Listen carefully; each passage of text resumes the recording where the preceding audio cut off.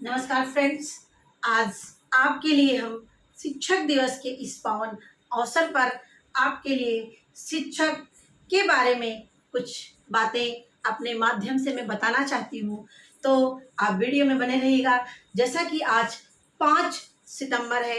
5 सितंबर को ऐसे महान पुरुष जो हमारे बीच में नहीं है, तब भी आज हम उनके कर्मों के माध्यम से उनको हम याद कर रहे हैं। उनका नाम है डॉक्टर सर्वपल्ली राधाकृष्णन जी हैं, जो एक महान शिक्षक, दार्शनिक, राष्ट्रपति, उपराष्ट्रपति और कुलपति के पद पर आसीन रहे।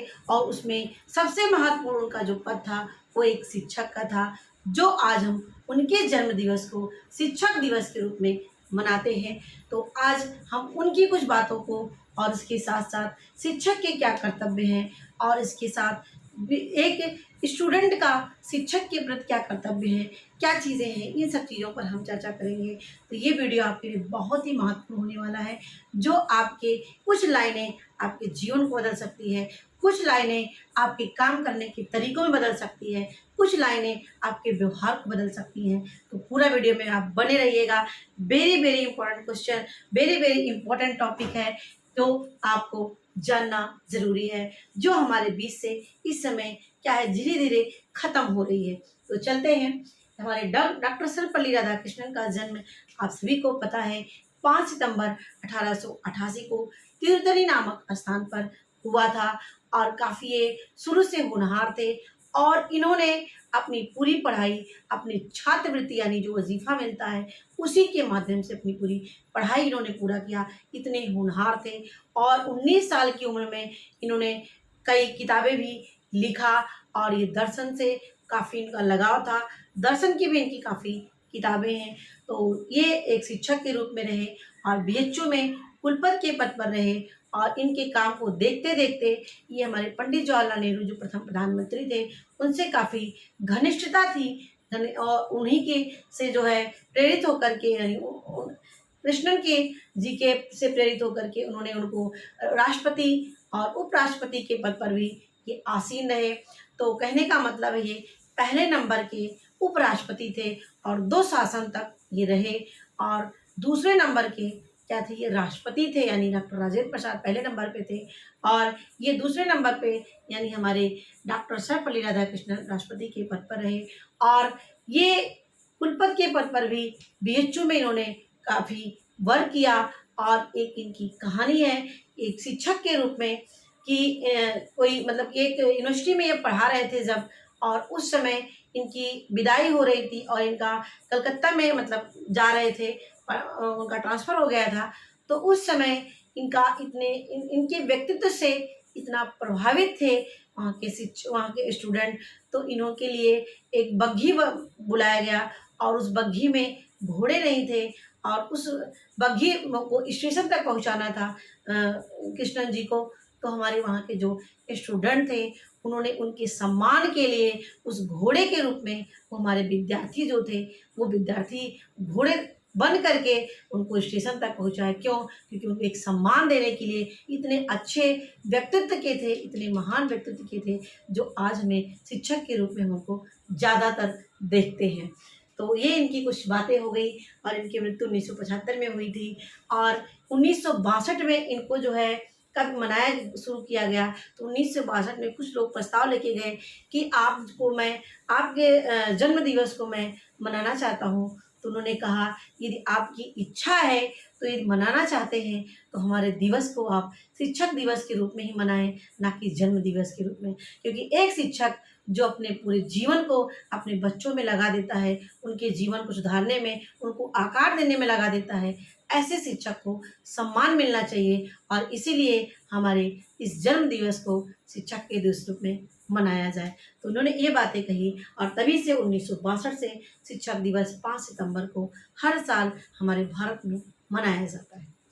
तो ये है आपका शिक्षक दिवस। कुछ लाइनें हमारे सबसे पहले मैं अपने कृष्णन जी को नमन करती हूँ और इसके साथ साथ मैं अपने उन गुरुओं को नमन करती हूँ, प्रणाम करती हूँ, सत नमन करती हूँ, जिन्होंने मुझे यहाँ तक लाया, जिन्होंने मुझे यहाँ तक पहुँचाने में अपना पूरा योगदान दिया, तो शारीरिक रूप से भी, मानसिक रूप से, चारित्रिक रूप से और सामाजिक रूप से। मैं आज उन गुरुओं को यहाँ से सत सत वंदन करती हूँ।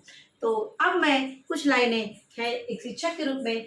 सत्य की राह पर चलना सिखाते हैं, सत्य की राह पर चलना सिखाते हैं और जीवन के संघर्षों से लड़ना सिखाते हैं।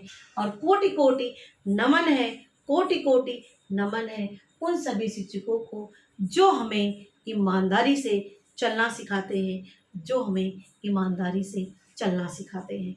तो ये लाइनें आप लोगों के लिए भी है।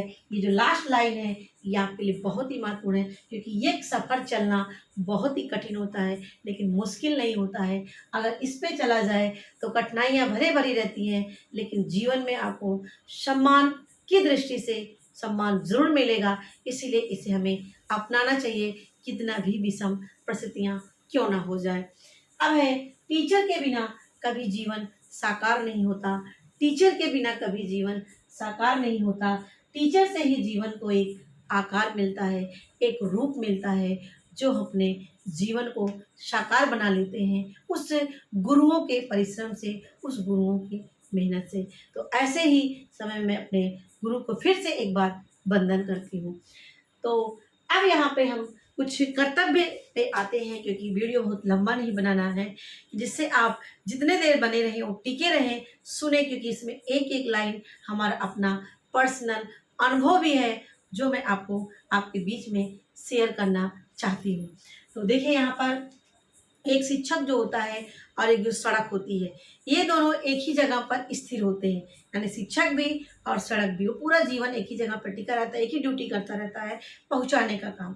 और जो बल्कि जो हमारा मुसाफिर होता है, यानी जो हमारा स्टूडेंट होता है, उसको एक स्थान से दूसरे स्थान पर, यानी जीरो से लेकर के शिखर तक पहुंचाने का काम हमारा शिक्षक करता है।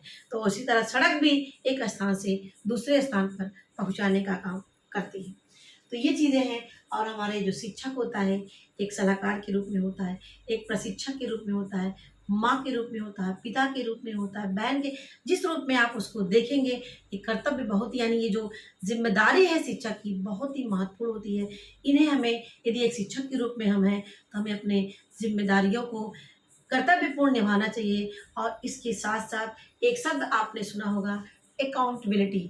अकाउंटेबिलिटी जो आपके उत्तरदायित्व से कहीं ऊपर होता है, जो आपके अपने नैतिक मूल्य होते हैं कि हमें अपने बच्चों की तरह दूसरे के बच्चों को, यानी जो हमारे विद्यालय में पढ़ रहे हैं उन बच्चों को भी अपना बच्चा समझ करके उनको शिक्षा दें कि हम इनको अगर हम शिक्षा देंगे तो ये हमारे बच्चे बहुत ऊंचाइयों तक जा सकते हैं। हमारे पास जो ज्ञान है, हमारे पास जो ज्ञान है, उस ज्ञान को हम बच्चों तक, यानी हमारे जो स्टूडेंट हैं उनको दें, उनको इस तरह से आकार में दें कि इनके जीवन में कभी समस्याएं आए तो उनको फेस करना सीखें, यानी इनका सर्वांगीण विकास करें।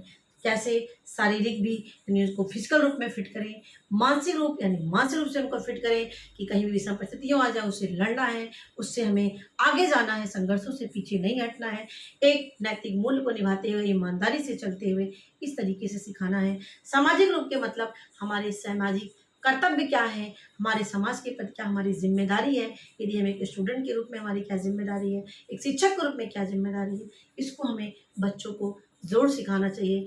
और यही संस्कार यदि उनको मिल जाता है तो आजीवन वो संस्कार में उनकी आदतों में आ जाता है, उनकी रुचियों में आ जाता है, उनके मूल्यों में आ जाता है। तो ये देने का काम एक गुरु का होता है। माँ बाप के बाद एक गुरु का होता है जो ये आकार देने का काम करते हैं।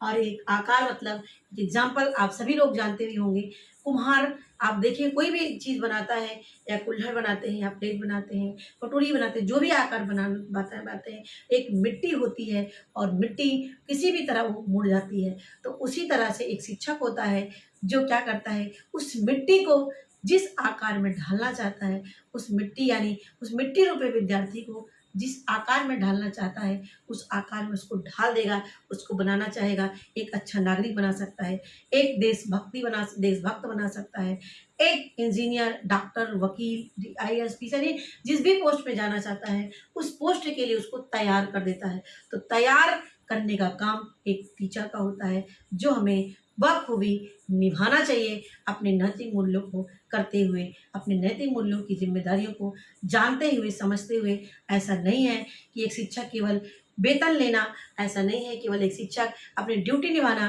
कि 10 बजे गया 4 बजे आया, ये ड्यूटी नहीं होती है।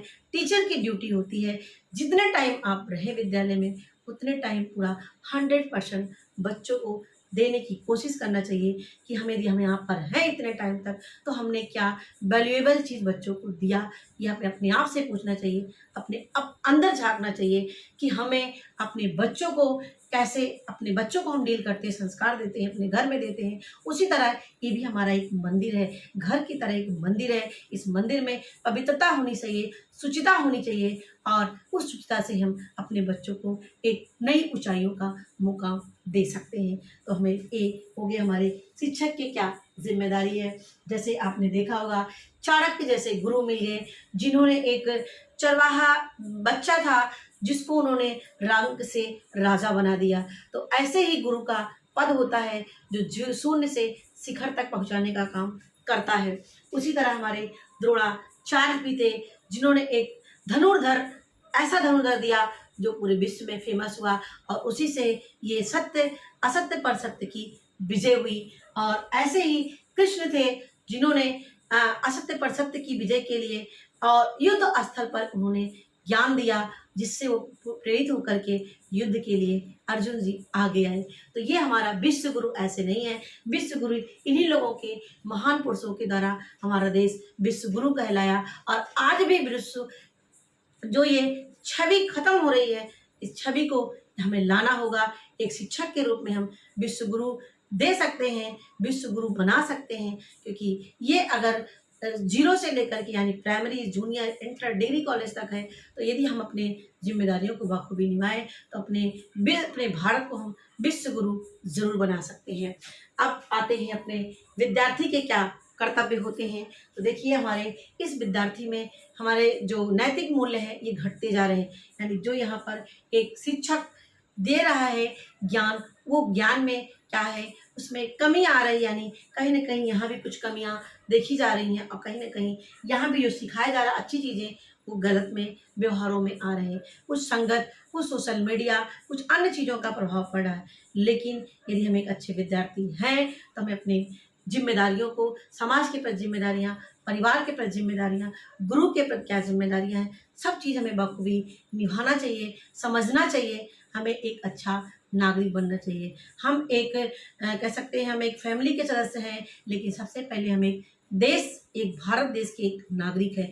भारत देश का एक नागरिक जो होता है, उसकी सारी जिम्मेदारियां होती हैं, उसको बखूबी निभाएं। तो हमारे नैतिक मूल्य घटने नहीं चाहिए। हमारे गुरु के द्वारा जो संस्कार दिए गए हैं, जो संस्कृति दी गई है, उसको हमें बखूबी पालन करना चाहिए, यानी गुरुओं का सम्मान। एक एग्जाम्पल मैं आपको देती हूँ। हमारे जब राष्ट्रपति थे डॉक्टर शंकर दयाल शर्मा जी, पहले वो प्रोफेसर थे, और एक बार ओमान के राजा थे, और ओमान के राजा जहाँ पर डॉक्टर शंकर दयाल शर्मा जी पढ़ा रहे थे, वहाँ पर वो शिष्य के रूप में थे, यानी विद्यार्थी के रूप में वो पढ़ रहे थे। और एक बार जब डॉक्टर शंकर दयाल शर्मा जी जब राष्ट्रपति हुए, उनको मौका मिला ओमान जाने का, तो जब उनको ये सूचना मिली ओमान के राजा को, तो उन्होंने अपने सारे प्रोटोकॉल को छोड़ करके, प्रोटोकॉल का मतलब है कि इसी दायरे में रहना है, इससे ज़्यादा नहीं जाना है। यानी एक जो महान हो जाते हैं, ग्रेट हो जाते हैं, वो उनको एक प्रोटोकॉल मिल जाता है कि इसी के दायरे में रहना है, इससे ज़्यादा नहीं रहना। तो उस प्रोटोकॉल को तोड़ते हुए उन्होंने अपने डॉक्टर शंकर दयाल शर्मा को लाने के लिए वो फ्लाइट पर चढ़ करके उनको हाथ पकड़ करके लेके आए, और इसके साथ जो है उनको जो गाड़ी पर कार में ड्राइव करके, यानी मतलब कि ड्राइवर को हटा करके वो ड्राइव करके अपने मतलब शिष्य को वो ले करके आए। तब उनसे मीडिया वालों ने पूछा कि क्या बात है, आपने अभी तक किसी ऐसे राजा का, किसी ऐसे प्रधानमंत्री, राष्ट्रपति का आपने ऐसा सम्मान नहीं किया जैसे आपने डॉक्टर शंकर दयाल शर्मा जी का किया। तो उन्होंने एक आंसर बहुत ही अच्छा दिया, मैंने किसी भी राष्ट्रपति को, किसी प्रधानमंत्री को मैंने सम्मान नहीं दिया, बल्कि मैंने अपने एक गुरु को सम्मान दिया, जिन्होंने मुझे पढ़ाया और यहाँ तक पहुँचाया। मैंने अपने गुरु को सम्मान दिया, ना कि एक प्रधानमंत्री और राष्ट्रपति को दिया। क्यों? क्योंकि वो जब इंडिया में पढ़ रहे थे, तो जहाँ पर वो प्रोफेसर थे वहीं पर ओमान के राजा एक विद्यार्थी थे। तो ये है वो हमारे पहचान गुरुओं की, विश्व गुरुओं की। तो ये भी हमें निभाना चाहिए एक विद्यार्थी के रूप में भी। व्यवहार संस्कार जो आपके गुरु के द्वारा मिला है, उन्हें हमें अपने व्यवहारों में दिखाना चाहिए। आप अपने बात करने के तरीकों में, आपके अपने आदतों में, अपनी योग्यताओं में, अपने संस्कारों से आपको लोगों को दिखाना है कि आपको कौन से ऐसे गुरु ने आपको संस्कार दिया है, संस्कृति आपको दिया है, जो अभी तक आप निभाते हुए आ रहे हैं। कितने भी अच्छे पोस्ट पर आप पहुंच जाएं, अधिकारी बन जाएं, लेकिन हमें अपने नैतिक मूल्यों को, अपने संस्कारों को, अपने परिवार की जिम्मेदारियों को कभी भूलना नहीं चाहिए, क्योंकि यही संस्कार है जो आपको एक अच्छा संस्कार, एक अच्छा नागरिक बनाता है। एक सभ्य शिक्षक, विद्यार्थी के रूप में आप लोगों के सामने प्रस्तुत होते हैं और उसी से आपकी पहचान बनती है। अब नेक्स्ट हमारा है, हमें इसके साथ विद्यार्थी के रूप में हमें अध्ययन करना चाहिए, चिंतन करना चाहिए, मनन करना चाहिए, क्या सही है, क्या गलत है, क्या हमारे लिए उचित है, क्या अनुचित है। इन सब चीज़ों का हमें ज्ञान होना चाहिए, किसी के बहकावे में नहीं आना चाहिए और हमें अच्छी संगति करना चाहिए, क्योंकि अच्छी संगत से आप गलत रास्ते से सही रास्ते पर जा सकते हैं। तो कुछ लाइनें आप लोगों के लिए मैं बोलना चाहती हूँ, एक स्टूडेंट के लिए कुछ लाइनें मैंने लिखा है, तो ये आपको ज़रूर मैं सुनाना चाहती हूँ। कठिनाइयों का आना एक पार्ट ऑफ लाइफ है और उन कठिनाइयों से उबर जाना एक आर्ट ऑफ लाइफ है। यानी कठिनाइयों का आना एक पार्ट ऑफ लाइफ है और उससे उबर करके संघर्षों से निकल जाना, और ये हमारे आर्ट ऑफ लाइफ है। तो इनको ज़रूर आप अपनाइए, संघर्ष आते रहेंगे और इनको आप दूर करते रहें अपने कर्मों से। एक लाइन आपके लिए है, जिसने किया कल दिन गया टल, जिसने कहा परसों बीत गया बरसों, और जिसने कहा आज उसने किया राज, इसने किया आज और उसने किया राज। तो आप राज में हैं या बरसों में हैं, ये आपको सोचना है। और विचारों से स्वतंत्र रहिए, संस्कारों से बंधे रहिए। विचार आपके स्वतंत्र, लेकिन संस्कार में आप बंधे रहिए, उसको भूले नहीं। अहंकार कभी मत रखिए। आप कितनी भी बुलंदी पर चले जाएं, लेकिन आसमान में बैठने की जगह नहीं होती है, वापस इसी धरती पर ही आना होता है। तो ये आज के लिए शिक्षक दिवस पर इतना ही। तो आपको हमारी वीडियो अच्छी लगी होगी तो हमें कमेंट में आप ज़रूर बताइएगा, और भी लाइनें आप इसमें शेयर कर सकते हैं, बता सकते हैं। और यदि हमारी अभी तक इस चैनल से आप नहीं जुड़े हैं तो ज़रूर जुड़ जाइए। ये आपको हर तरीके से मोटिवेशनल वीडियो भी और आपके होम साइंस में टीजीटी, पीजीटी, नेट की भी तैयारी कराता है। तो मेरे वीडियो देखने के लिए आपको बहुत बहुत धन्यवाद। एक बार मैं अपने गुरुओं को फिर से सत सत नमन करती हूँ। धन्यवाद।